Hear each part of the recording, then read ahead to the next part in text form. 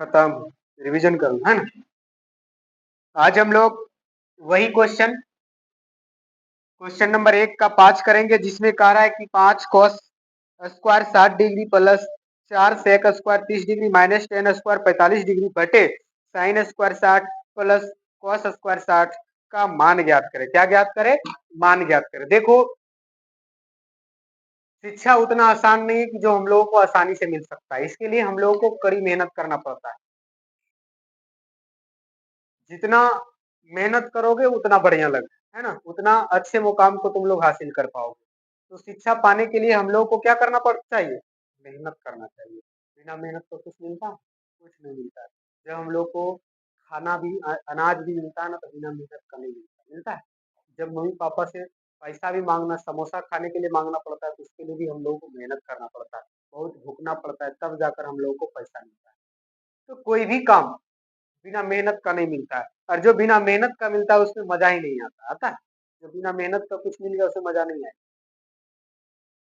तो कोई भी चीजों को हासिल करने के लिए हम लोगों को मेहनत करना चाहिए। उसी प्रकार से तुम लोगों को पढ़ने के लिए, कुछ बनने के लिए मेहनत की जरूरत है, मेहनत करना पड़ेगा, तभी कुछ मिलेगा। तो सबको याद है इस मान थीटा का मान? नहीं। मान सारणी याद है? नहीं। तो क्या बनेगा? मान सारणी याद नहीं रहेगा तो इसे बनेगा? नहीं बनेगा। तो इसको बना के दिखा दो तुम लोग। सबको बता दिए है ना?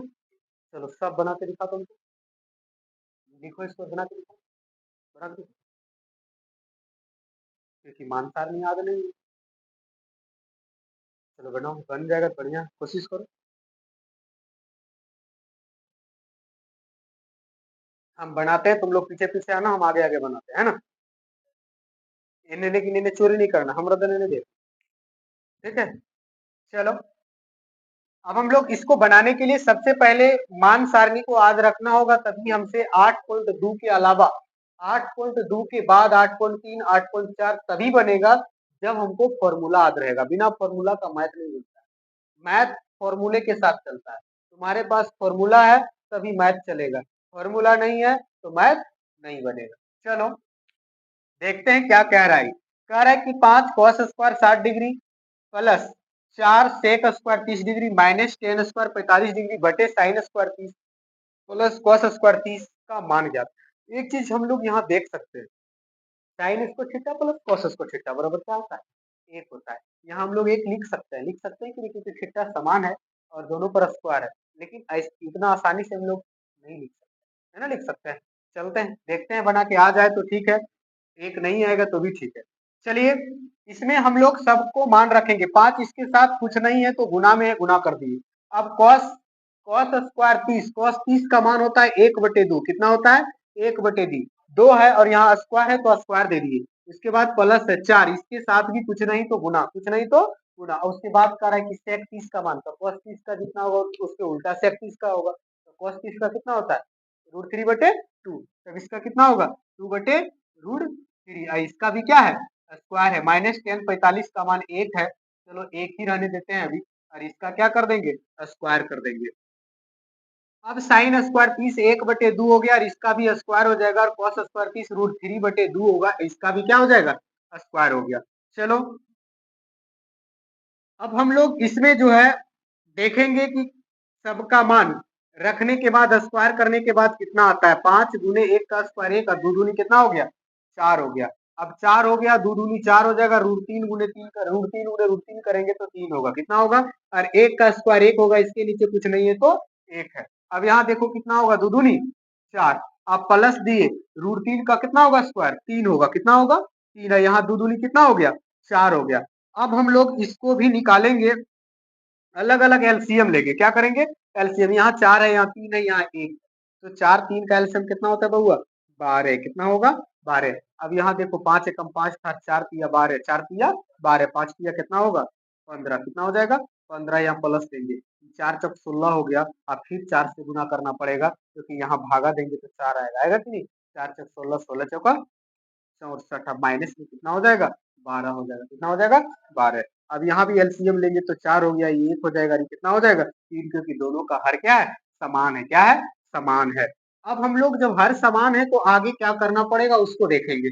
अब इसमें हम लोग देखते हैं कि इसको दोनों को जोड़ेंगे और इसको क्या करना पड़ेगा, घटाना पड़ेगा, क्योंकि प्लस है, ये भी प्लस है, ये क्या है, माइनस है। तो 5 4 कितना हो गया बउआ, 9 हो गया। उसके बाद 6 है और एक कितना हो जाएगा, 7 हो जाएगा। कितना हो जाएगा, माइनस 12, और यहाँ भी 12, यहाँ भी 12। अब कहेगा सर यहाँ था तो आप मिटा कैसे दिए। तो एक चीज ध्यान रखना कि जो बीच वाला लाइन होता है कि आ दो जो देते हैं ना, उसके सामने होना चाहिए। क्या होना चाहिए, सामने होना चाहिए। अब यहाँ देखो, इन दोनों को जोड़ेंगे तो 3 और 1 कितना होगा, 4 होगा। और ये 4 भी बटा में है, तो इसको तो हम लोग यहीं खत्म कर देंगे कि नहीं। तो अब फिर हम लोग देखते हैं, तो अब इसको सीधा करना है।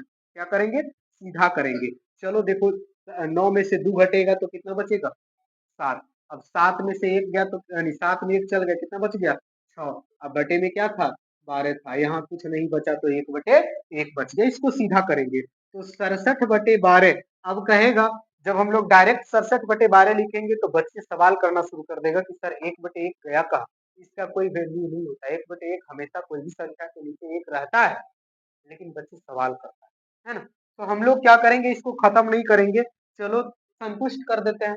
अब गुना करेंगे जब इसको हम लोग, तो 67 गुने 1 करेंगे तो कितना होगा, 67 ही होगा। अब 12 गुने 1 करेंगे तो 12 ही होगा, अर्थात इसका आंसर कितना निकल कर आया, यही हमारा हो जाएगा आंसर। किसी को कोई दिक्कत है, फिर से एक बार देख लो। यहाँ 5 गुना में था cos स्क्वायर 60 प्लस 4 गुना में था sec square 30 minus tan square 45 था, बटे में sin square 30 plus cos square 30। जब सबका मान रखे तो sin cos 60 का मान होता है 1 बटे 2 स्क्वायर था तो स्क्वायर दे दिए 4 गुना में।